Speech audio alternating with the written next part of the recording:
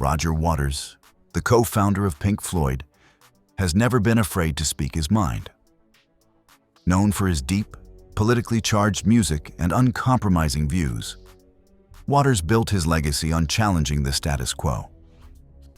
So, when he names the bands he dislikes most, it's not out of petty rivalry. It's because he believes they've betrayed the rebellious spirit of rock music. In this video, we're breaking down the 5 bands Roger Waters has openly criticized and why they sparked such strong reactions from one of rock's most legendary rebels. You know, I was just thinking about that in the studio before I came down here, and I think the first time I met Sid was at a Saturday morning art class. For Waters, music isn't just sound, it's a movement. It should disturb, question, and disrupt. He believes the essence of rock lies in rebellion, not entertainment. This ideology shapes his entire musical philosophy. To him, rock should be confrontational, unfiltered, and a mirror to society's flaws. He resents how modern music often leans toward polished perfection, stripped of urgency and truth. When Waters hears music that lacks that revolutionary bite, he sees it as a betrayal of the genre's roots. His critiques aren't personal jabs, they're ideological attacks. He believes music that doesn't scream against injustice or reflect real struggle has lost its purpose. This belief is the foundation for his disdain toward the bands we're about to discuss. It's not just that they sound different, it's that they feel different. Lacking the blood, sweat, and rage that Waters believes defines true rock. I don't remember Baby Lemonade. Okay. You know, for me, that period in a way was the kind of, you know, the gem in... Waters' disdain for U2 is particularly intense because it started as admiration. In the 1980s, U2 seemed to carry the same torch Pink Floyd once did: political themes, epic soundscapes, and massive influence. But over time, that admiration turned sour. Waters criticized Bono for delivering what he saw as empty speeches and posturing on stage. He found the music overly polished, designed more for mass appeal than emotional truth. What bothered Waters most was how critics hailed U2 as the conscience of rock, comparing albums like The Joshua Tree to The Wall. To Waters, that was blasphemy. While The Wall was a raw cry from the soul, he viewed The Joshua Tree as a slick product dressed in sincerity. The final straw came during a London concert, where after another impassioned Bono speech, Waters reportedly walked out, muttering, "It's all smoke and no fire." His disgust wasn't just with the sound, but with the illusion of activism without sacrifice. When we were all sort of pretending to be interested in Lawrence Ferlinghetti and Allen Ginsberg and talking about smoking dope but not doing it, you know, those days in the early 60s. And that was all sort of mixed in with, I mean, I remember when Sid went out and bought a Futurama 3, you know, red sort of plastic guitar, whereas before that people had been fiddling around with acoustic guitars. And the Rolling Stones were once icons of rebellion, and Waters loved them for it. In the 1960s, they had grit, danger, and a raw blues sound that challenged norms. But as the years rolled on, Waters saw them turn from revolutionaries into entertainers. He felt their music lost its bite, becoming a rehearsed routine instead of a message. To Waters, they stopped pushing boundaries and started selling comfort. Their albums, tours, and branding felt like echoes of former greatness. The turning point came backstage at a European festival in the 90s, when Waters reportedly clashed with the Stones' crew. A tour manager allegedly dismissed him as too political, sparking a personal grudge that lingered. Waters felt the Stones had the influence to provoke real change, but chose instead to cash in on nostalgia. The rebel spirit was gone, replaced by merchandise, million-dollar lighting, and a brand built on memories, not meaning. Music was about C&D, and it was much more Woody Guthrie than the Shadows. But then, Walk Don't Run and Apache and those things, suddenly kids started to... Sid, I remember particularly, would learn to play Apache. And I couldn't play anything at that time, so it was all... To Roger Waters, Coldplay represents everything wrong with modern pop rock. He doesn't just dislike them, he sees them as a symptom of cultural decline. Their songs, he argues, are overly sanitized, emotionally flat, and purposefully inoffensive. While they aim for mass appeal with stadium anthems and shimmering visuals, Waters sees hollow choruses designed to pacify rather than provoke. He labels them music for elevators and tech ads, a scathing critique of their commercial style. What bothers him most isn't their popularity, it's their lack of urgency.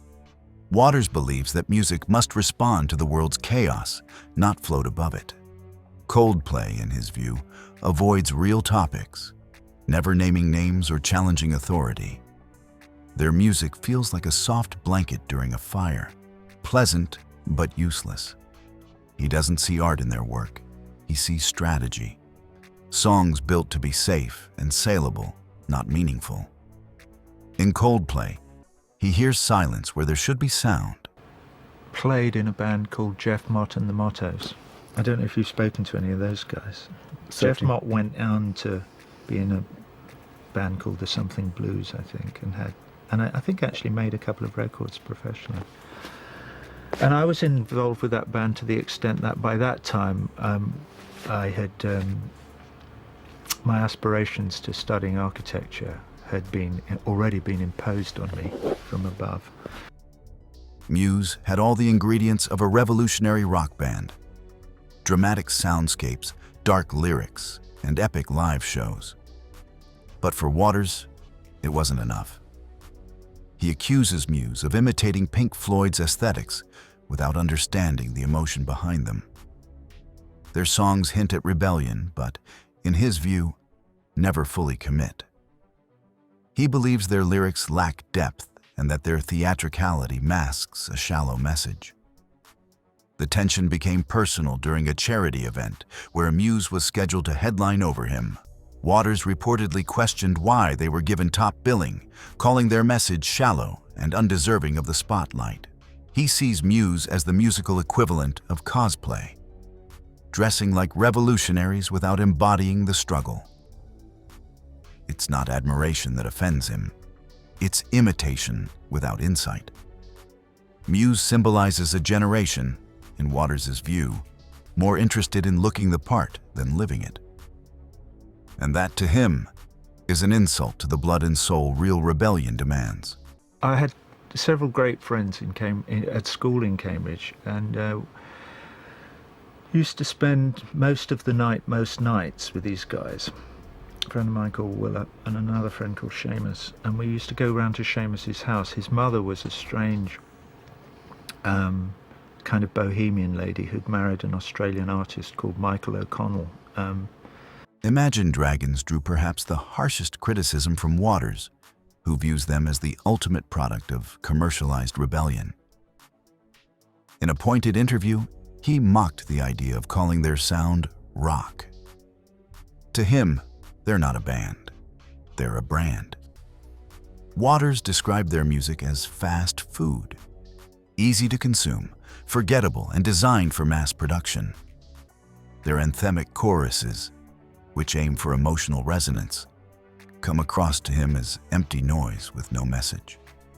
He's particularly offended by their market-friendly presentation, guitars, big drums, and emotional builds, but no substance. They sound big, but say nothing.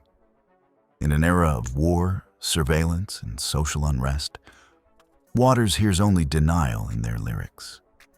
It's not just about poor songwriting. It's about pretending to stand for something while standing for nothing. Imagine Dragons, in his eyes, represent a world where image triumphs over message, and where rebellion is just another marketing tactic. I can't remember when the association with Mike started, but I remember it started really because he wanted some improvised music around the experiments he was doing with light. He had projectors and things, and he would, wrap up tubes of shiny Melinex and shine light through it and crinkle it and see what happened when it hit the wall, and he'd make interference patterns by having two discs moving one against the other and so on and so forth. And we would, play music to it. So I think all that had started happening before Sid actually came up, because the rest of us already shared that flat in Stanhope Gardens in Highgate. Waters' distaste for these bands is rooted in a larger critique of the music industry's shift toward commercialization. He believes many successful acts today focus more on branding than on delivering meaningful messages. For him, rebellion has been replaced by relatability and edge by algorithm. Music, once used as a weapon against authority, now often serves as a background track for shopping malls and advertisements. This transformation deeply offends Waters, who spent his career creating music that challenged systems and questioned leaders. He sees today's industry as too focused on avoiding offense rather than igniting thought. For Waters, this isn't just a stylistic change, it's an ethical collapse.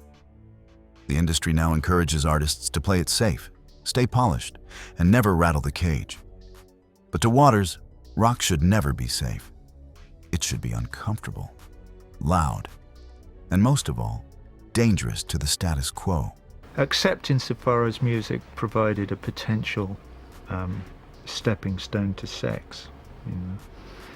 You saw those guys on those Alder Marston marches with their guitars singing Woody Guthrie songs and things, with kind of long-haired pretty girls swooning around them, and I thought, wow, that looks like my game. Waters' expectations for music are grounded in authenticity, vulnerability, and social critique.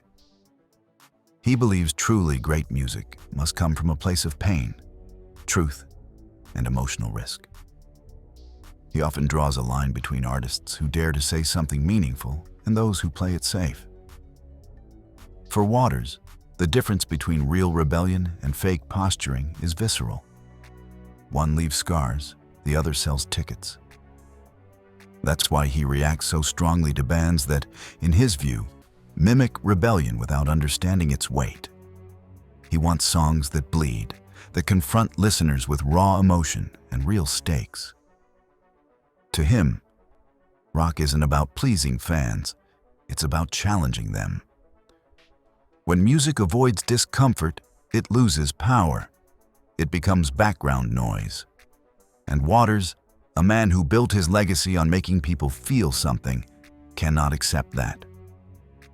Even when the conflicts aren't public, Waters' principles have led to real-life tensions with other artists.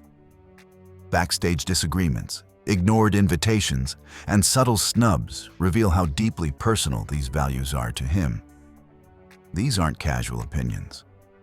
They're reflections of a lifelong commitment to what he sees as music's true purpose. When a band compromises that purpose, it isn't just artistic failure, it's a betrayal. His clashes with crews from the Stones or questioning Muse's stage placement reflect more than ego. They show how seriously Waters takes the role of the artist in society. He doesn't want to be part of a circus. He wants to be part of a movement. And when he sees others taking the stage without meaning it, he's not afraid to call them out, even if it means standing alone.